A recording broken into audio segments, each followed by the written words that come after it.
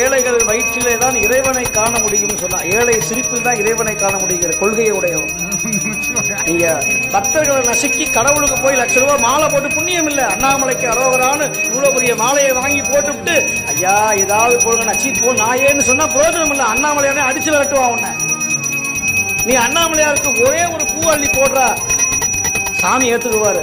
அதே அந்த 1000 லட்சம் ரூபாய்க்கு மாலை வாங்குறத அந்த ₹1,00,000 ஒரு ஏழை பிள்ளைக்கு கல்வியும் ஒரு முடியாதவனுக்கு ஒருவேளை சாப்பாடையும் போட்டேன்னா அண்ணாமலையார் உன்னை கட்டி அணைத்துக் கொள்ளுவார். இதுதான் உண்மையான விஷயம். இதுதான் சைவம் சொல்லுகிறது. பிள்ளைகளை படிக்க வைங்க, ஏழை பிள்ளையுடைய கல்விக்கு உதவி செய்யுங்க, இலவச பாடங்கள் கொடுங்க, எழுதுகோள் வாங்கி கொடுங்க, பேனா வாங்கி கொடுங்க, ஃபீஸ் கட்டுங்க, முடியாதவங்களுக்கு கண்ணாடி வாங்கி கொடுங்க, காலில் செருப்பு வாங்கி கொடுங்க. சனி பகவான் நன்மையே செய்வார். செருப்பு வாங்கி கொடுத்தா அவ்வளோ பெரிய புண்ணியம் சொல்லுகிறது. அகத்தியர் சொல்றார்.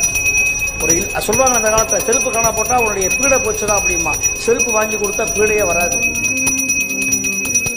இந்த தர்ம சிந்தனை நமக்கு வர்றதில்லை. அது வந்ததுன்னா நமக்கு எந்த விதமான துன்பமும் வராது. தர்மம்